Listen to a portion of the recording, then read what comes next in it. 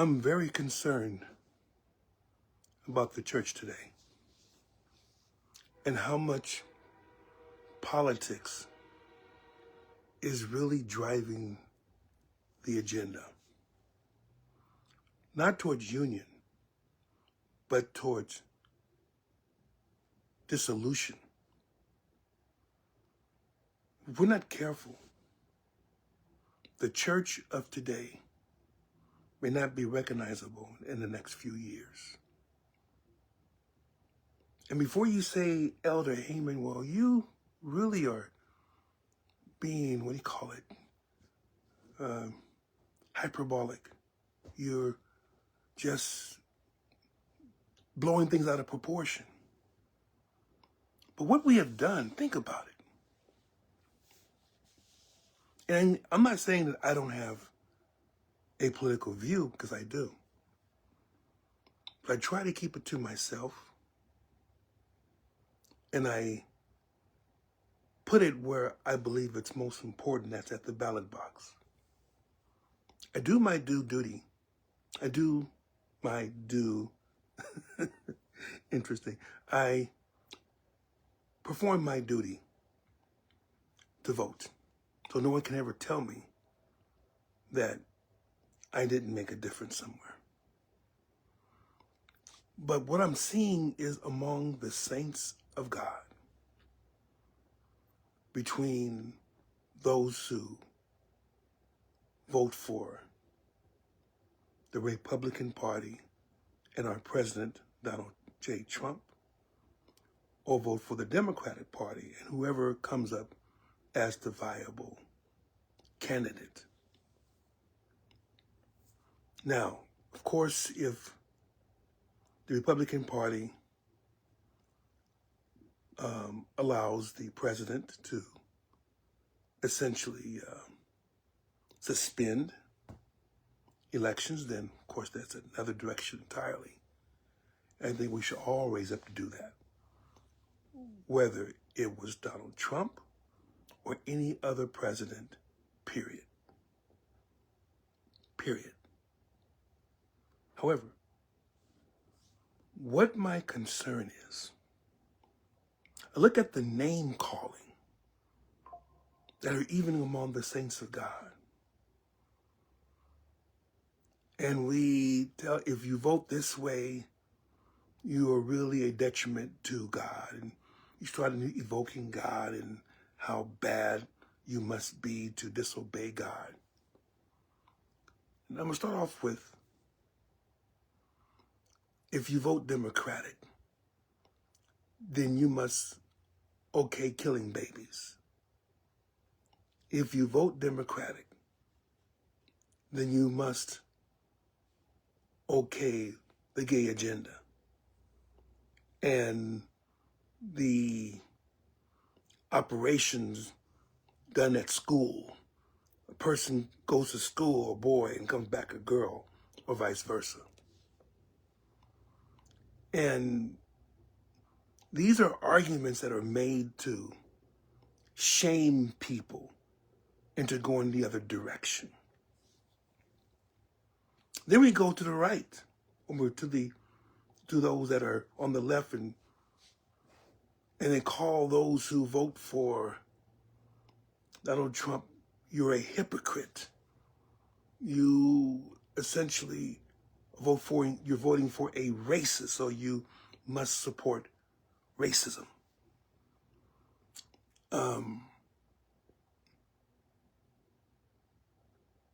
And if you vote for Donald Trump, then you support essentially you support white nationalists.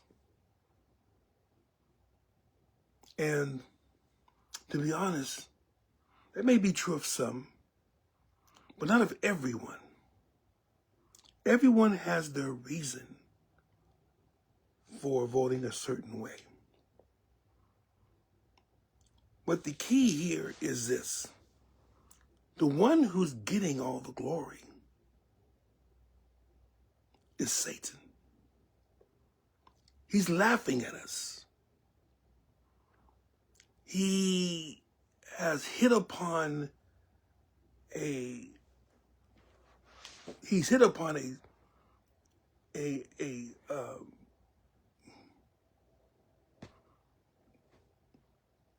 a method of destroying the church. And to be honest, it's succeeding, because people are flocking away from the church in droves, all because of this. Right-wingers drop the church because they feel like essentially they're being too accommodating to the forces of the left, and that essentially allowing America to go down the drain. Then those on the left are focused on hypocrisy and relates the religious leaders of them to Pharisees. And again, I'm not saying that everything is always wrong. On both sides, it could be absolutely correct. But it doesn't matter to Satan whether you're correct or not. All that matters to him is that the church loses power, and that it becomes ineffective, so that he can implement his plan. God already knows what it is. It's already been said. It's been set in motion. There will be an Antichrist. He will feed upon the fears and the prejudices and the power grabs of everyone around him. And if he wants to use a nominally Christian person to do it, he'll do that. He wants us to call everyone else wrong. Of course, we're already in that stage anyway. He's just turning it into hyperdrive. But we wonder why our churches aren't as strong as they should be, why we're losing numbers, why people are not really getting in touch directly with Christ. Yeah, I'm concerned. And if you're a saint of God and you're looking for brotherhood in the church, you'd be concerned too. And then I saw someone do a post, and they said, well, I'm a conservative, but don't call me Democrat. Don't call me Republican. Call me an independent. And you know what? That has some teeth. Because what happens is that one party tries to hijack faith so it can fit into its own parameter, while accepting those or situations or policies that are against God. So if you're on the right, then you're forced to have the same general feelings as those who hate anyone except themselves and those that look like them. That you okay ministers who steal money from the congregation, who essentially purport their own agendas just so they can have power. Then on the left, how you want to Well, we must include everybody, even those that we know biblically the Lord speaks against, but because they have similar concerns, we uphold their agendas as well. So it's almost like damned if you do, and damned if you don't. And I really do mean those phrases. That either way, I'm going to hurt somebody. Either way, it's going to be something that we do against God. But the church should have never been involved in this stuff in the first place. And the fact that someone says, I'm voting independent, doesn't mean I won't vote Democratic sometime, won't vote Republican sometime. But my thoughts are my thoughts, my ideas are my ideas, and they shouldn't be hijacked by anyone who's playing politics. Which is absolutely correct. We have let our passions be able to sugarcoat or wipe away the things that we know God doesn't like, because we want this certain candidate in office, or we want this certain candidate, a certain politician out of office. And I'm not saying this as a Trump lover or a Trump hater. I'm saying this as a Christian, as one who's supposed to be, first of all, a citizen of the kingdom of heaven. And therein lies a huge difference. Because if we're a part of the kingdom of heaven, then we're not going to judge people on the left and the right as that's right and that's wrong, or that's right and that's wrong, but that all have sinned, have come short of the glory of God. Now, in other words, communists have sinned. Socialists have sinned. Middle of the road Democrats have sinned. Middle of the road Republicans have sinned. Fascist Republicans have sinned. Nationalists, white, black, whatever, nationalists, you've sinned. And do you really care about the Bible, or do you care about your agenda? Because that's what it all comes down to, saints of God. Are you following really God's agenda, or are you following your own agenda?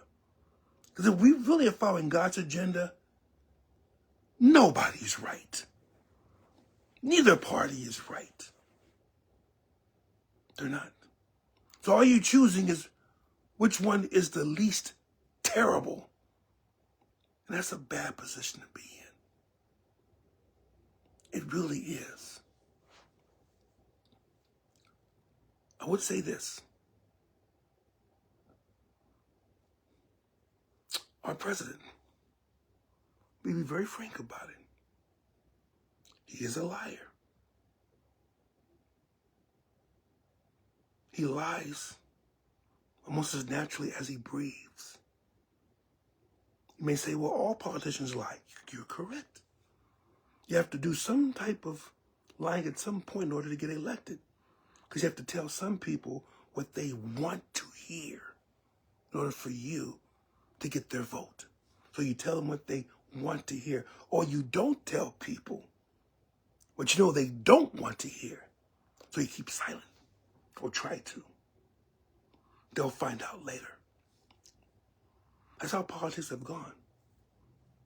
But we found in this particular president, people have the freedom to say all kinds of nasty things,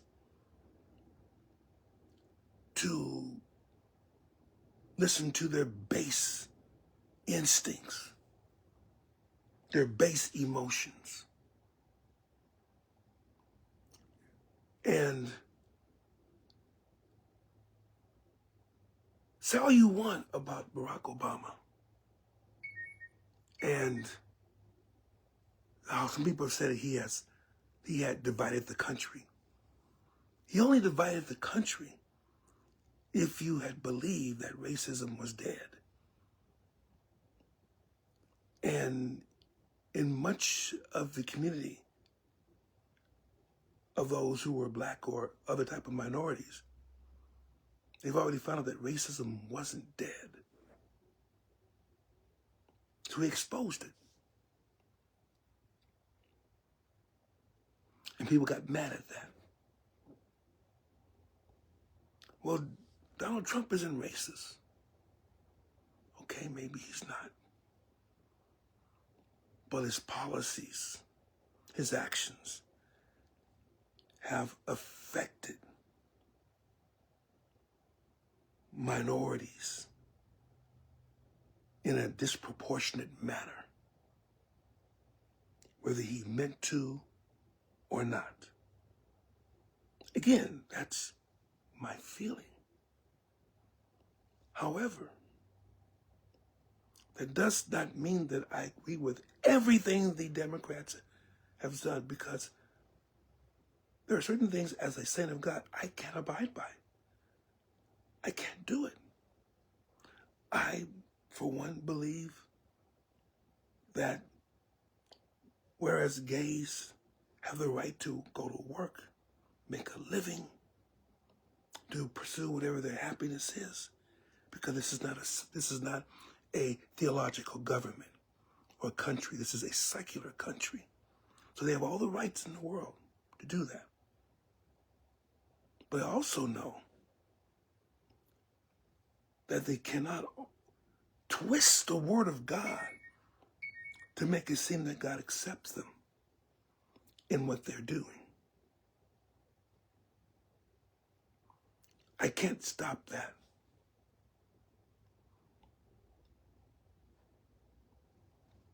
They have a right to practice whatever they do. But it doesn't mean I have to believe that they're saved. Even while they do this. But at the same time, those who commit fornication, those who commit adultery, those who commit, I don't even have to say this, but someone's doing it, bestiality, someone who's committing sexual assault against children. That's another thing. Then I'll end with something of that particular nature. Pedophiles are not Democrat or Republican. They're just sick. So I want you to stop trying to blame, whoa, Democrats believe. No, they don't believe in harming children. Republicans don't believe in harming children. You may have a difference about abortions. I got it, understand it. But when a baby comes out of the womb, nobody of right mind wants them to be harmed, except for those who are sick and who are only listening to their carnal desires for it to be fulfilled, that they can have someone who is ostensibly an innocent child.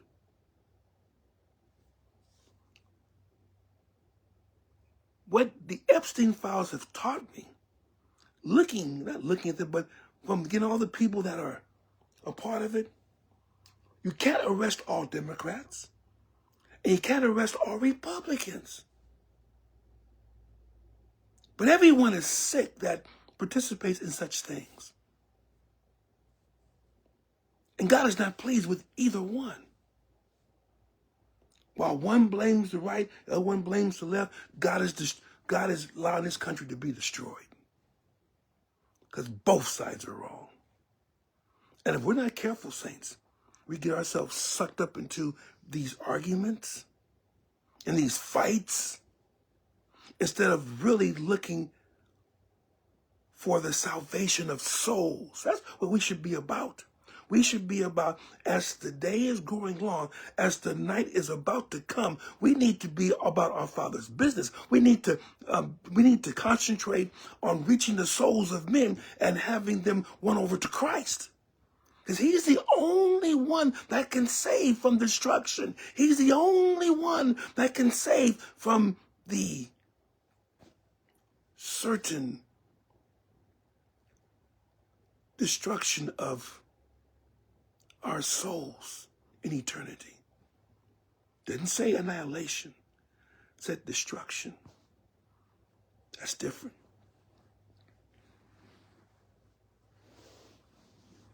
But in any case, saints of God, let's stop calling the other side monsters or hypocrites or demonic, when if we both are believing the same thing, that Christ is on the throne, and that he's coming for his people, then we should work towards getting ourselves ready to be taken. Because what shall it profit a man if he should gain the whole world? If you win this election, if you wipe out all the other portion of the other party, what does it profit you if you lose your soul? That, my friend, is the question. And you better answer it right, because eternity depends on it. May God bless you in Jesus' name.